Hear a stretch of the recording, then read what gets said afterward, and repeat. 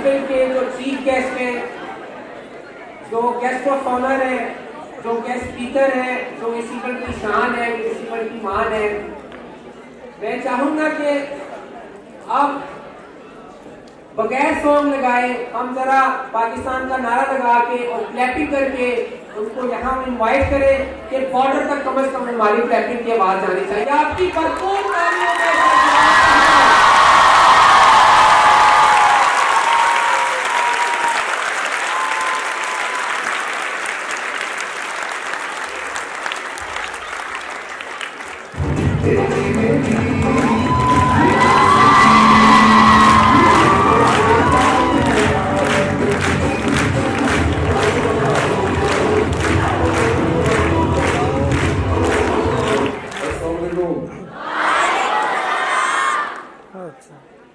So while I was sitting here on stage, I was just trying to figure out which language should I be speaking to you in.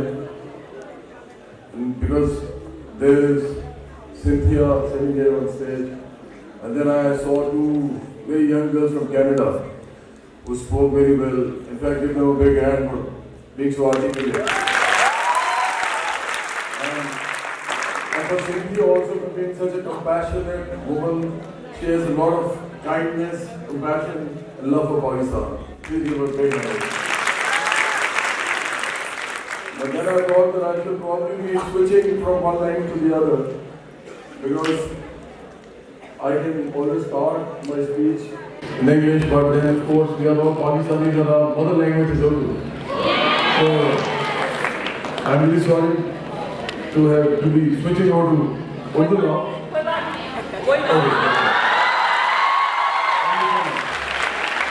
मेरे वालिदैन जो है दोनों they were professors of political science, my parents. My father used to teach in Government College Lahore. He taught there for 26 years. Before that, he was posted in Faisalabad. और मेरी जो अम्मी है वो भी she died in 2008, but she retired as the head of the Department of Political Science. And she also taught there for 25-26 years. And before that, she was also posted in Faisalabad because they of course got married and they were transferred to Faisalabad. They were both government servants. So I was born here in Faisalabad.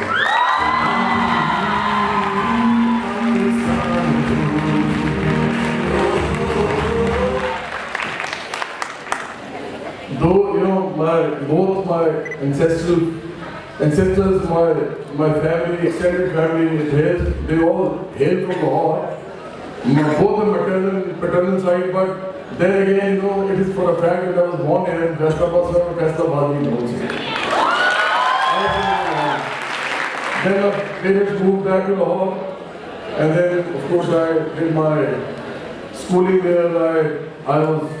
I did my FSc engineering from there, and I went on to complete my degree in mechanical engineering from GUT Lahore, in which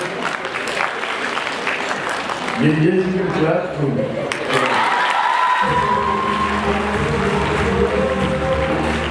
Because I always tell people, all the youth that I come across, all the children that I interact with, I always tell them that you should actually focus on your studies first and then to anything else. आपको पता है कि इस उम्र में बहुत सारी distractions होती हैं, बहुत सारी डेविएशंस होती हैं, डिटूर कर जाता है इंसान, लेकिन आपको इस एज में अपनी पढ़ाई को जरूरी मुकम्मल करना होता है, ये बहुत जरूरी होता है। और मैंने पहले अपनी डिग्री ली मैकेनिकल इंजीनियरिंग, उसके बाद मैंने मौसीकी का जो काम किया वो किया आपके सामने, और मैंने अपने फादर को अपनी डिग्री दे दी। मैंने उनको कहा जी, क्योंकि मेरे वालिदैन वैसे थे, वो वालिद साहब कहते थे कि आप कि भाई एक डॉक्टर है, एक आर्किटेक्ट है, बहन जो है वो MSc इकोनॉमिक्स है, शी वाज अ टीचर। तो उन्होंने कहा कि अब अगर आप चले गए वो यूनिवर्सिटी लाहौर में तो you should complete your degree, क्योंकि मैं उस जमाने में क्रिकेट खेल रहा था, मैं उसका कैप्टन था, बहुत शौक था क्रिकेट खेलने का, और अपने क्लब में भी मैं कैप्टन रहा, लेकिन साथ में मौसीकी कर रहा था। I was music society president in UT Lahore. तो दिल नहीं करता था पढ़ाई का। तो आप सोचे कि जब मैं यूनिवर्सिटी में गया तो मैं सिल्वर मेडलिस्ट था फ्रॉम द मेरिट, वो कहते हैं मेरिट लिस्ट है, दूसरे नंबर पर था।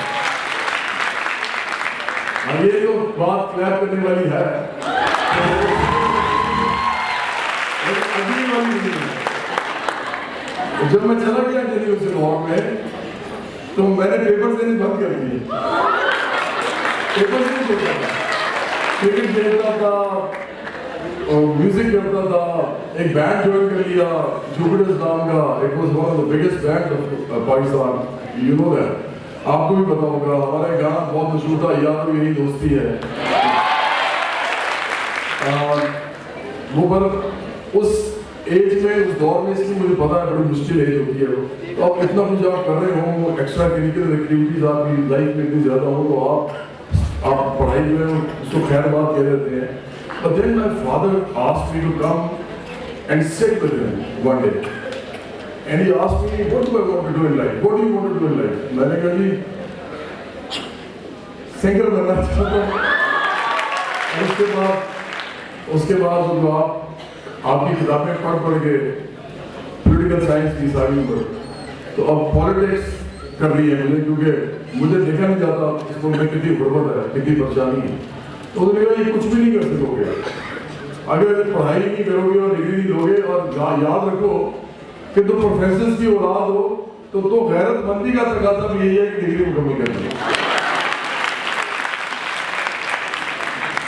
तो वो जो लम्हा था उससे मुझे समझ आया कि हाँ ये ठीक कह रहे हैं। तो मैंने इंजीनियरिंग जो है वो 4 साल में नहीं की है, लेकिन 6.5 साल की है। उसके बाद मैंने अपना करियर स्टार्ट किया। मेरा जो पहला एल्बम मेरा, इसलिए मैं बताना चाहता हूँ कि बड़ा जरूरी है ये बताना आपको। My first albums name was बोल तुझे क्या चाहिए। It was an album based on social, cultural, economic and political issues of Pakistan. It was not based on entertainment. There were only 2 entertaining songs in that album. The first one was O Kendi Ye Saiya Mere Liye, and the other one was Bil Tere Kya Hai Jeena. There were just 2 commercial songs. All the other songs, they talked about Pakistan issues. पहला गाना था अल्लाह मेरे दिल के अंदर, आपने उसका video देखा होगा। उस वीडियो में मैंने डिस्पैरिटी दिखाई है, गरीब और अमीर के दरमियान में फर्क जो है वो बताया। उसके बाद आपने मेरा एक और गाना देखा होगा, अल्लाह में सोनिया मेरे ढोल माइया, वो भी मैंने इसी के ऊपर बनाया हुआ है, लोगों के बारे में बनाया है, गरीब अमीर का बताया है। फिर मेरा गाना था लाई में ऊंचिया मनाली आली है।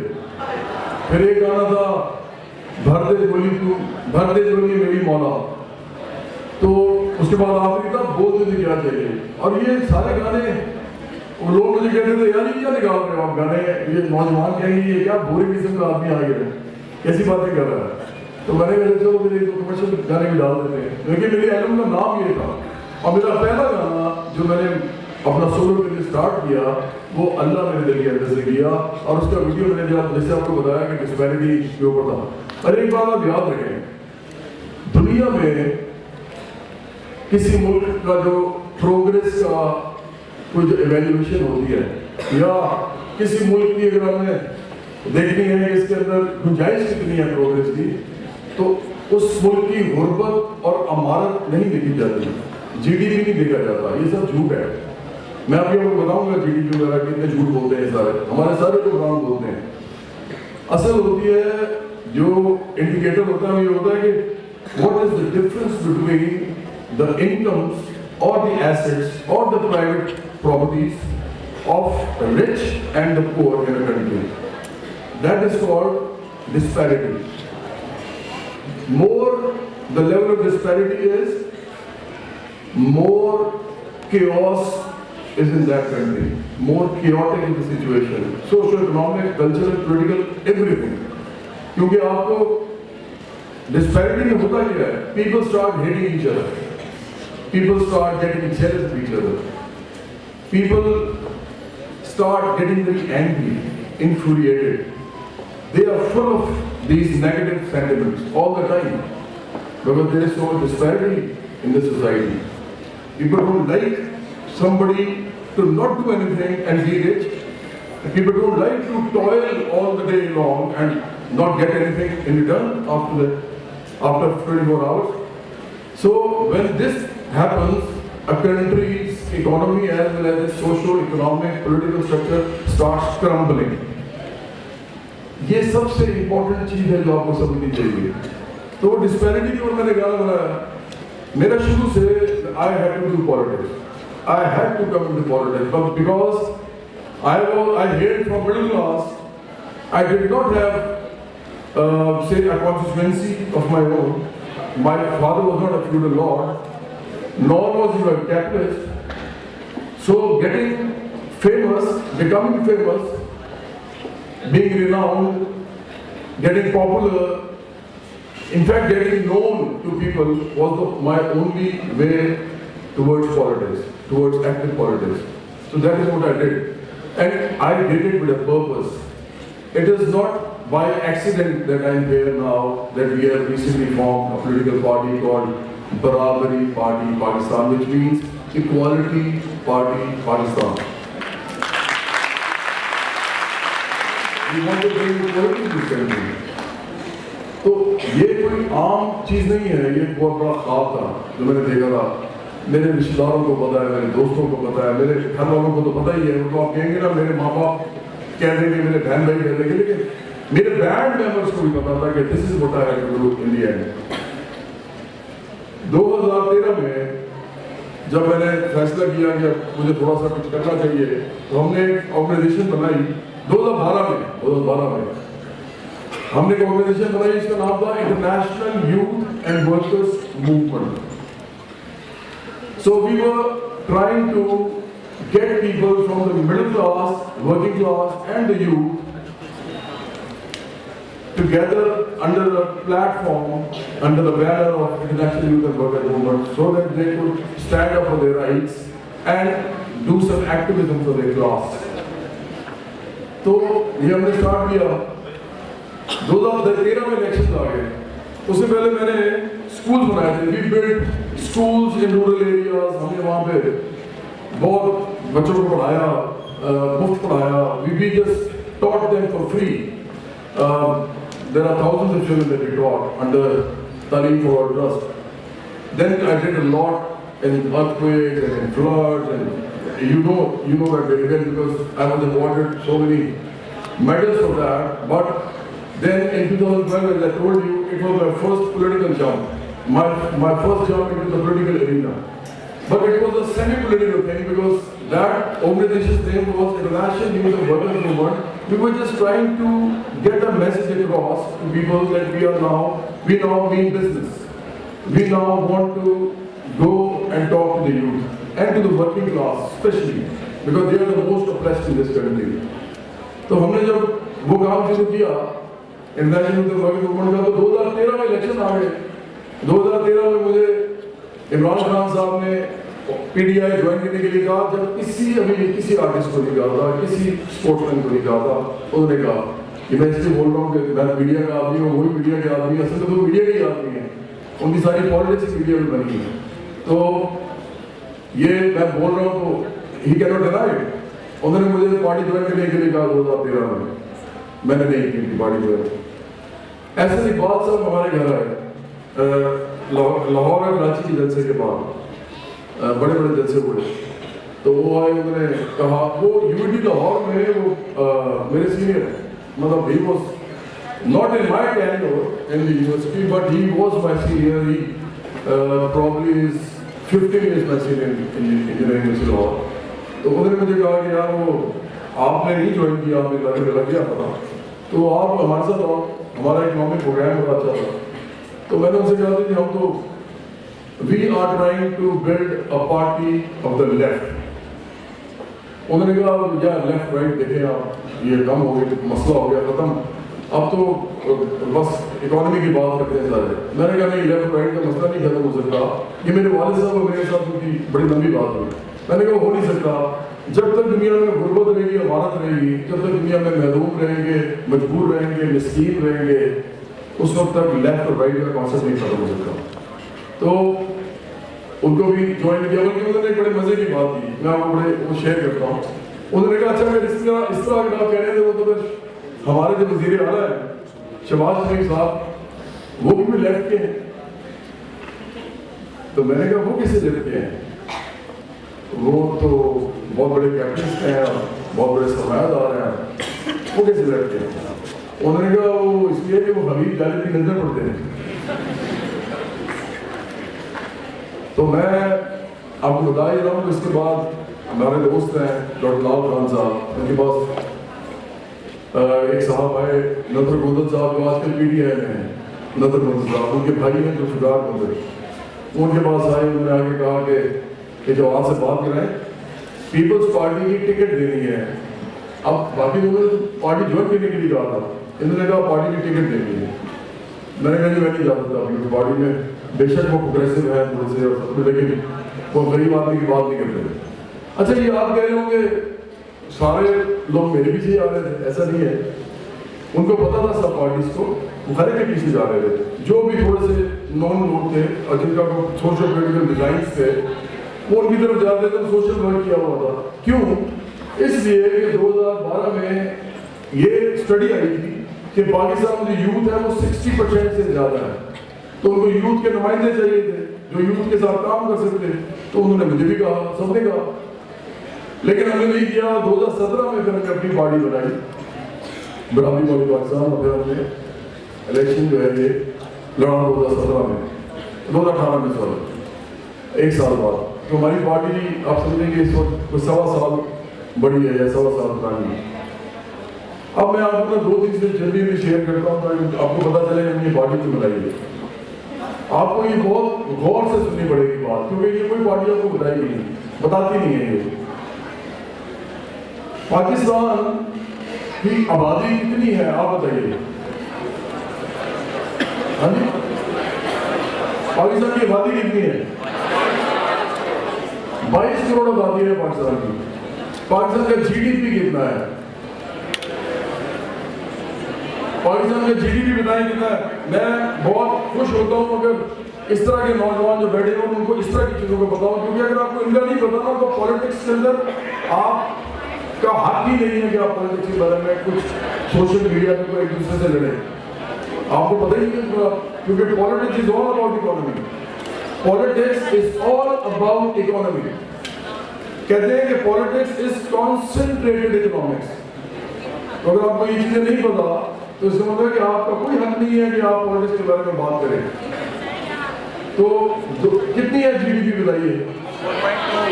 कितना?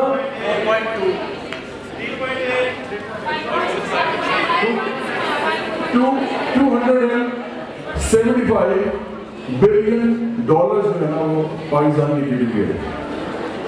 पहले 315 थी, अब कुछ महीने से 275 पे चली गई है, क्योंकि करेंसी गिर गई है, इन्फ्लेशन बढ़ी है, लोगों के मसाइल बढ़े हैं, तो इसलिए ये हो गया। आपको पता है कि 275 GDP आपका सिर्फ, और आपकी 22 करोड़ आबादी है। Cynthia is from USA। Do you know what the GDP of USA is? Do you know what is the population of USA?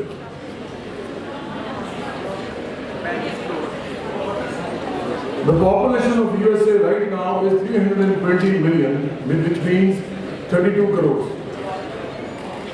32 crore. Pakistan's population is 220 million. So there is a difference of only 10 million. 100 million people, right? 10 crore का फर्क है। आपको पता है GDP क्या है इसका? USA का GDP है $9,000 बिलियन। पाकिस्तान का है $275 बिलियन और USA का है $9,000 $1,000 billion. That is why I praise Cynthia for being here in Pakistan and living here. Give a big hand again.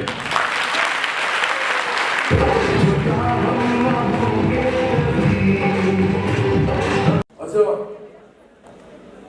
अब हम चलते हैं कनाडा में। इन दोनों का नाम क्या है? Mariam and Nawal. They have come from Canada. Do you know what is the population of Canada?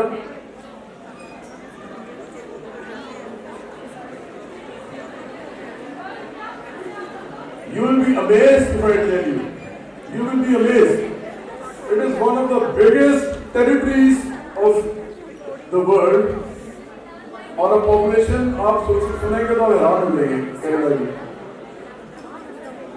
Canada की पॉपुलेशन 100 मिलियन में नहीं है।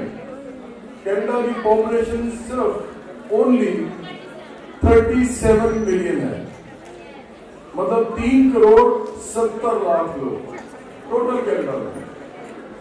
और आपको पता है इसका जीडीपी क्या है कनाडा का? $1,600 बिलियन, $1,600 बिलियन।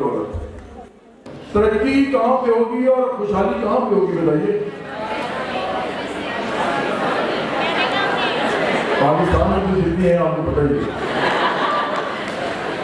अब आप आखिरी एक और मुल्क ले लेते हैं। बहुत सारे मुल्क हैं लेकिन चले एक ले लेते, दो ले लेते हैं, आप नहीं कहते जरूरी है वो। अब हम इंडिया की बात करते हैं। मैंने ये बहुत जरूरी है, लेकिन आपने मुझे बुलाया नहीं यहाँ। नौजवानों को आज मैं जो बता के जाऊंगा आपको एक बात समझ आ जाएगी। जितनी पॉलिटिक्स पाकिस्तान में ये पार्टीज कर रही हैं, इनसे कुछ नहीं होना किसी का भी। इनकी पॉलिटिक्स ही गलत है। इसलिए है दाएं बाजू की पॉलिटिक्स, ये दाएं बाजू की राइट की पॉलिटिक्स है। ये मैं आपको बताने लगा हूँ आज कि ये किस तरह गलत पॉलिटिक्स है। और ये सारे एक ही हैं, ये सब एक ही पॉलिटिक्स कर रहे हैं। इन्होंने आपके लिए कुछ नहीं कर सकता, मैं ये आपको बताऊंगा। और ये बहुत जरूरी है आपके लिए सुनना। अब मुझे बताएं, इंडिया की जो है इस वक्त जीडीपी है $2,500 बिलियन इंडिया की, और उनकी आबादी कितनी है? 1,20 करोड़ के करीब, मतलब $1,200 मिलियन और 1,200 million people.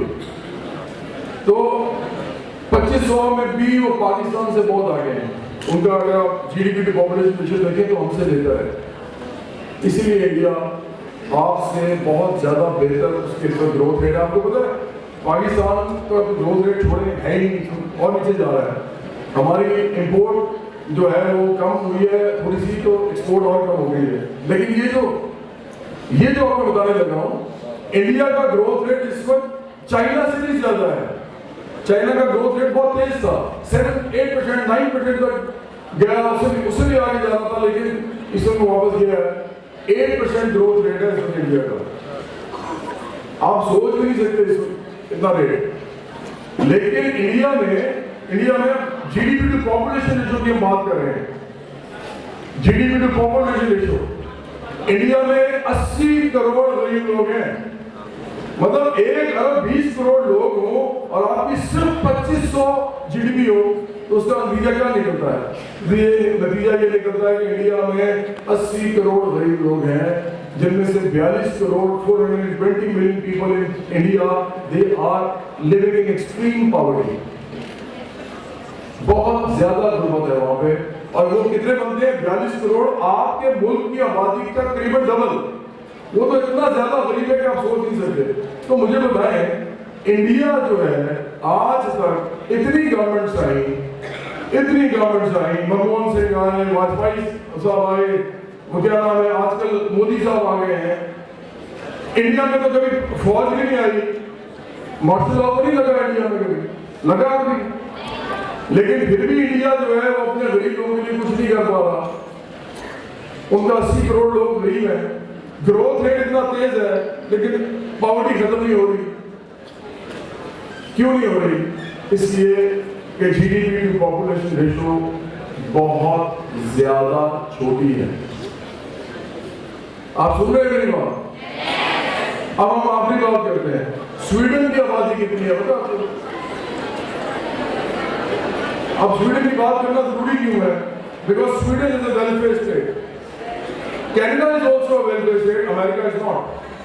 Canada is a welfare state, but Sweden is by far a better welfare state than Canada. तो स्वीडन की हम बात करते हैं। स्वीडन की आबादी आपको पता कितनी है? 1 करोड़, 90 लाख से 1 करोड़, और उसका जीडीपी कितना है? $540 बिलियन। अब आप रेशो देखेंगे। इसी तरह नॉर्वे की हम आपकी बात कर लेते हैं, वो भी एक और स्कैंडिनेवियन कंट्री है जो वेलफेयर स्टेट है। वेलफेयर स्टेट का मतलब समझते हैं आप क्या है? आपकी एजुकेशन फ्री है, फ्री। आपने कुछ भी पढ़ना है ना, आपने डॉक्टरी कर ली, अब आपका दिल कर रहा है मैं इंजीनियरिंग कर लूं, वो भी फ्री है। अब आपका दिल कर रहा है मैं लॉ कर लूं, वो भी फ्री है। You don't have to spend even a penny on your education. ये वेलफेयर स्टेट होती है। आपका इलाज होगा, फर्स्ट दिन आपको कैंसर हो गया, फ्री है। आपको टीबी होगी, फ्री है। आपको नज़ला होगी, फ्री है। कोई भी इलाज है दुनिया का, कोई भी महंगा से महंगा, सस्ते से सस्ता इलाज है, वो वहाँ फ्री होता है। इसको वेलफेयर स्टेट कहते हैं। और आपको हाउसिंग देने की पाबंद है government. Government has to provide you with house. पता कितनी आबादी है नॉर्वे की? टोटल आबादी नॉर्वे की पता कितनी है? 52 लाख। 52 लाख टोटल आबादी है। मतलब फैसलाबाद जो है ना, ये 3 नॉर्वे के बराबर है, सिर्फ फैसलाबाद। 52 लाख आबादी है, और उसका जीडीपी कितना होगा आपके ख्याल में? $400 बिलियन। कितना? ऊंची आवाज में बोलेंगे। आबादी कितनी है? आबादी कितनी है नॉर्वे की? जीडीपी कितना है? पाकिस्तान का जीडीपी कितना है? आप सोचें, आप सिर्फ एक लम्हे के लिए सोचें। पाकिस्तान का जीडीपी है सिर्फ $275 बिलियन, और पाकिस्तान जो है उसकी पॉपुलेशन 22 करोड़ है। नॉर्वे का $400 बिलियन है, उसकी आबादी सिर्फ 52 लाख है। खुशहाली कहाँ होगी?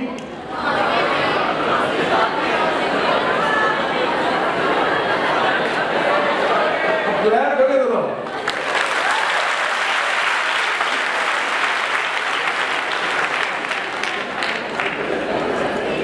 देखिए, पाकिस्तान का जीडीपी, इमरान खान साहब जो मर्जी कहते रहे आगे टीवी को, ये डबल भी कर जाए ना, तो आपने मुझे ट्वीट करना है। 275 है ना, मैं उसकी वजह बताने लगा हूँ ना। इंशाल्लाह तो हम बड़ा कहते हैं, रोज ही कहते हैं। रोज पाकिस्तान में जुराइम होते हैं, रोज पाकिस्तान में लड़कियों के साथ उनकी ज्यादती होती है। लोग इस मुल्क के अंदर सारे मुसलमान हैं, हम सब मुसलमान हैं। इधर इस्लाम का कोई मसला नहीं है, ये मैं आपको बता दूं। ये सबसे बड़ा प्रॉब्लम डालते हैं कि इस्लाम की तरफ दूरी है, कोई दूरी नहीं है। हर एक को अपना हिसाब से पता है इस्लाम उसने कितना करना है। Don't try to tell us that we are not Muslim, don't try to tell us. हर कोई अपने हिसाब से मुस्लिम होता है, हर कोई अपने हिसाब से चलता है। अगर कोई लड़की हिजाब लेना चाहती है वो भी मुस्लिम है, अगर कोई लड़की नहीं लेना चाहती वो भी मुस्लिम है, कोई फर्क नहीं पड़ता इस बात से। पाकिस्तान में इस्लाम का मसला नहीं है, हम सब मुसलमान हैं, ये तो 95% मुसलमान हैं, और बाकी जो लोग हैं वो भी हैं पाकिस्तान के शहरी। 5% आपके क्रिश्चियन, सिख और हिंदू आपके दोस्त भी हैं, वो भी इस मुल्क में रहते हैं। तो इस मुल्क में तो मजहब का मसला है ही नहीं। इस मुल्क में मसला क्या है? इस मुल्क में मसला ये कि गुर्बत है। आज भी आपका 2.5 करोड़ से 3 करोड़ बच्चा स्कूल नहीं जाता आज के दिन। आज भी आपका हेल्थ फैसिलिटी जो है वो है ही पाकिस्तान में किसी की बात सिवाय बड़े शहरों की। आज भी इस मुल्क के अंदर मिनिमम वेज कितनी है?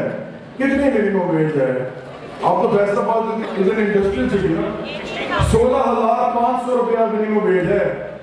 ये बुजदार साहब के पंजाब में 16,500, और तनख्वाहें तो कितनी बढ़ाई थी अपनी? 140% ज्यादा।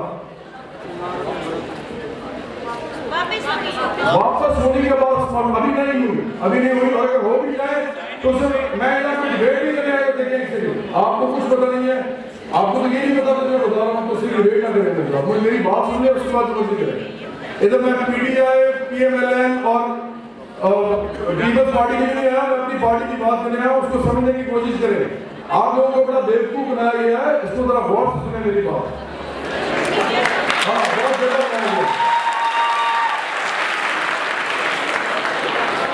इस मुल्क में आप सारे जो मौजूद है ना इस वक्त, एक और चीज पे ट्वीट कीजिएगा मुझे, जब आप में से कोई, बिल्कुल आप में से कोई इधर से MLA MP के इलेक्शन लड़ेगा और जीत जाएगा, मुझे कीजिएगा ट्वीट उसको। आप में से कोई इंशाल्लाह से नहीं होता है, जाके देखें किसी पार्टी में, घुस के देखें किसी पार्टी में, आपको पता चलेगा कि आपको तो कमरे से अंदर से उस आएंगे जब आप उनके लिए नारे मारने के लिए, या उनके चाय पानी के इंतजाम करने के लिए, या उनको फंड देने के लिए, या उनके लिए लोगों के पास जा जाके उनकी वोट की भीख मांगने के अलावा अगर आपको काम दे दें। इलेक्शन जो होता है पाकिस्तान में वो किस पे होता है, पैसे पे। आपको पता है 40 लाख रुपया सिर्फ, मैं सारी बातें करने को वापस आऊंगा GDP पे, फिर आपको समझ आएगी मैं क्या कह रहा हूं, खत्म हो जाएगा। आज का टॉपिक तो नहीं है ये मैं तो आया हूँ जीडीए टॉपिक नहीं है, मैं यहाँ पे इनसे पूछ रहा हूँ क्या टॉपिक है। जीडीए तो टॉपिक नहीं है, मैंने यही टॉपिक है, मैं इसलिए आया हूँ। मैं यहाँ पे आपके घर में गया, फैसलाबाद की सैर पे नहीं आया था, मैं इसी काम के लिए आया हूँ ना, मैं पार्टी बनाई है ना, ये फॉर्म का पार्टी है ना, तो पार्टी आप लोगों ने बनाई है ना, और आप लोगों को बताना है कि आपकी पार्टी किस तरह है, ये बताने आया हूँ। आप यूथ हैं तो हम आपको बता दूं कि इस सेटअप में आप इलेक्शन नहीं लड़ सकते, लड़ने की कोशिश तो करें। आप लड़ेंगे इलेक्शन कमीशन कहता है कि 40 लाख रुपया जो है ना, 40 लाख रुपया वो ज्यादा से ज्यादा आप अपने लगा सकते हैं, 40 लाख रुपया MLA की सीट के लिए। और 40 लाख रुपया कोई गरीब आदमी और मिडिल क्लास का आदमी या औरत वो कहाँ रखेगी, पहले उसको संभाल के अपनी सारी रोजी रोटी के मामला अलहदा करके, तनख्वाह जो आ रही है उसको अलहदा करके उसको सेविंग में लेके आएगी या लेके आएगा और उसको लगाएगा, और उसके बाद वो इलेक्शन जीतेगा, उसको पार्लियामेंट में जाएगा और वहां जाके फिर अपनी तनख्वाह में गुजारा करेगा। वो क्यों करेगा, वो कैसे कर सकता है, वो नहीं कर सकता। तो इसलिए पाकिस्तान में चंद हजार लोगों के अलावा, चंद हजार लोग हैं, चंद हजार, उनके अलावा इलेक्शन कोई नहीं लड़ता। कोई 99% लोग इलेक्शन नहीं लड़ सकते, लड़ ही नहीं सकते। ये नहीं कि वो लड़ना नहीं चाहते, वो लड़ ही नहीं सकते। क्लैप करें इस बात को। Democracy is all about participation and representation. Democracy के ये दो इंपॉर्टेंट असूल हैं। There is a participatory democracy and there is a representative democracy. दोनों चीजें जरूरी हैं। पाकिस्तान में सिर्फ रिप्रेजेंटेटिव डेमोक्रेसी है, और रिप्रेजेंट हमें कौन करता है, जागीरदार, सरमायादार, माफिया, ये हमें रिप्रेजेंट कर रहा है।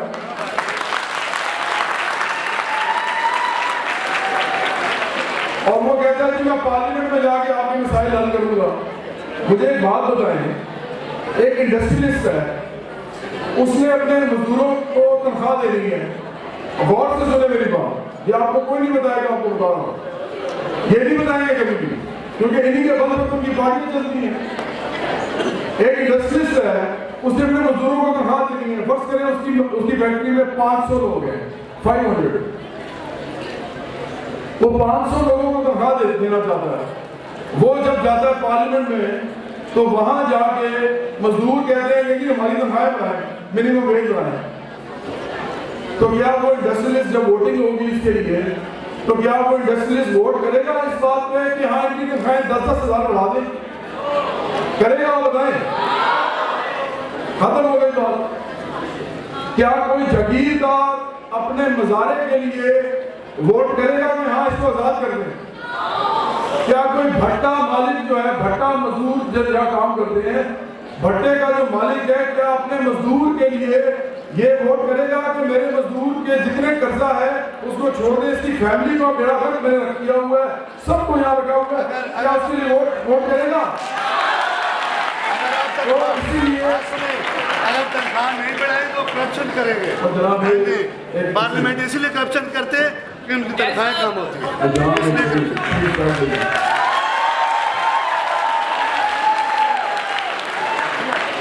वो मतलब ये कह रहे हैं, ये मैंने कहा कि पार्लियामेंटेरियन बेचारे इसलिए कहते हैं हमारी तनख्वाहें बढ़ाएं कि फिर हम करप्शन नहीं करेंगे। आप सोचे एक पार्लियामेंटेरियन एक इलेक्शन में बैठा कितना पैसा लगाता है, जरा सोचे तो 5 करोड़ 10 करोड़ 15 करोड़, और वो कहता है कि मैं 1.5 लाख तनख्वाह बढ़ा दी। क्या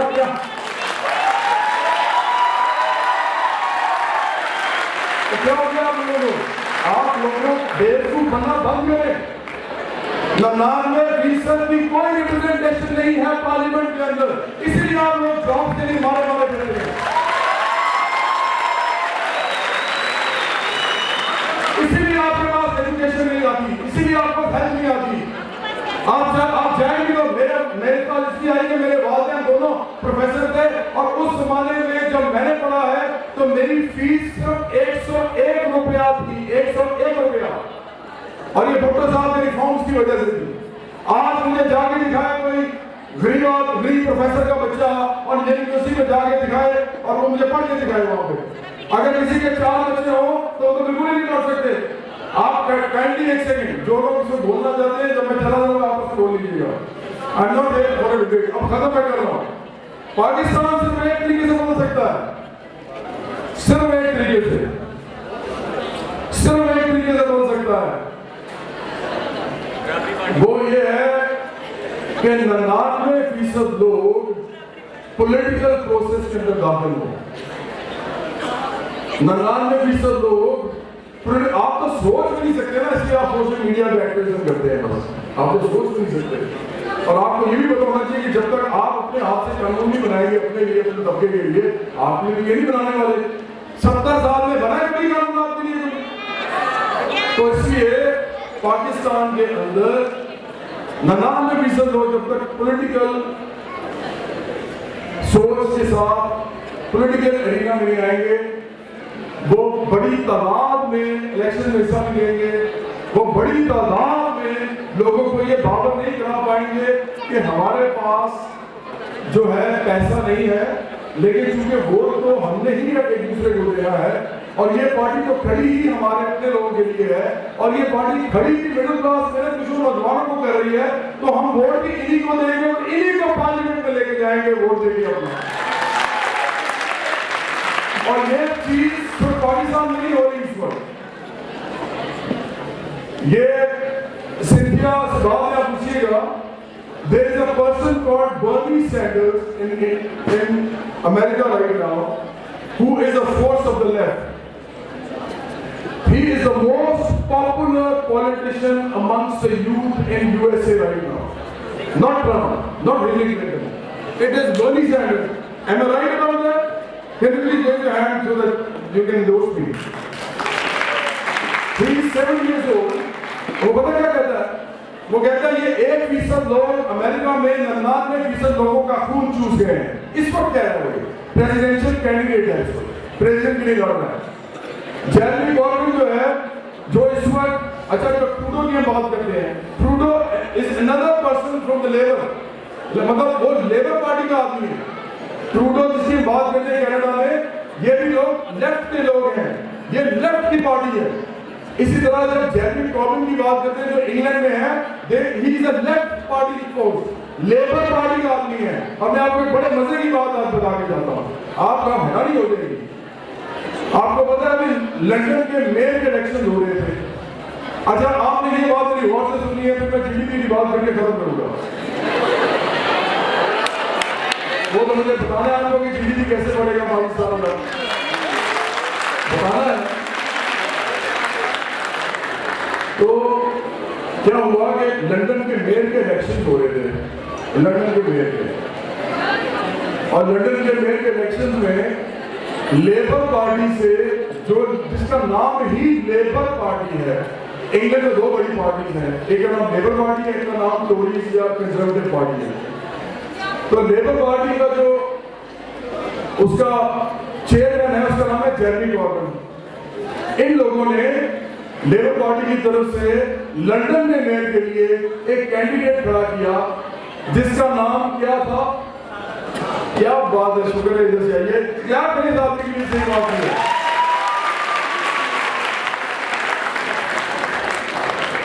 लंदन में मेयर के लिए लेबर पार्टी से जो कैंडिडेट खड़ा हुआ, गरीबों की पार्टी से, मिडिल क्लास की पार्टी से, मेहनत कशों की पार्टी से, नौजवानों की पार्टी से, उसका नाम था सादिक खान। लंदन का mayor. London is the world's one of the 5 biggest cities दुनिया में। उसका मेयर इलेक्ट हुआ है। आपको पता है सादिक खान कौन है? बोलते खड़े होकर बोले प्लीज। बोलते यार, सादिक खान एक पाकिस्तानी मुस्लिम बस ड्राइवर का बेटा है जिसने लेबर पार्टी जिसने खड़ा किया लंदन के लिए।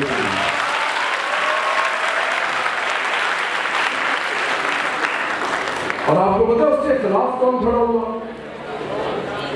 उसके खिलाफ कौन खड़ा हुआ पता आपको? उसके खिलाफ टोरीज की पार्टी से, अमीरों की पार्टी से खड़ा हुआ जेम्स गोल्डस्मिथ।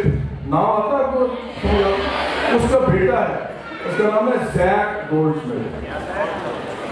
जेम्स गोल्डस्मिथ वही आदमी है जो कि सुल्तान है इमरान खान साहब के।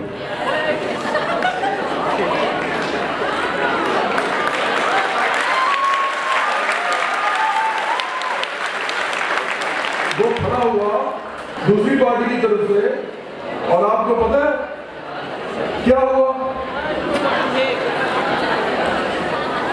इमरान खान साहब सादिक खान के मुकाबले में उनका जो साबिका साला था उसकी कैंपेन के लिए एक Pakistani taxi driver, bus driver के बेटे की कैंपेन के खिलाफ उधर कैंपेन करने चले गए।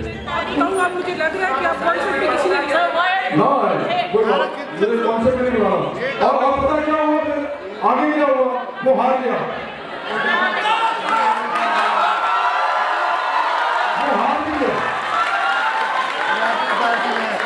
देखिए, या तो आप पार्लियामेंट में अमीरों के नुमाइंदे होते हैं या गरीबों के होते हैं।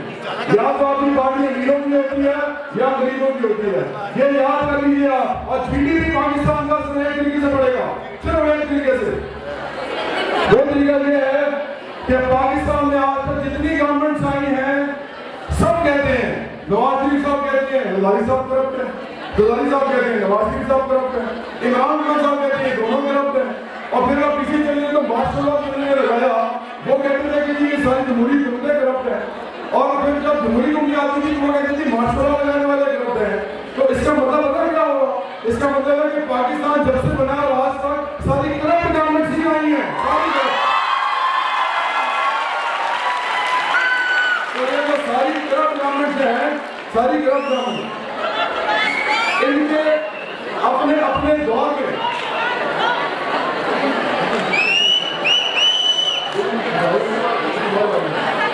मैं जब खड़ा रहूंगा तो यार तुम भी होगे, तुम भी छोटी होगा, मैं बदल जाऊंगा। इमरान खान,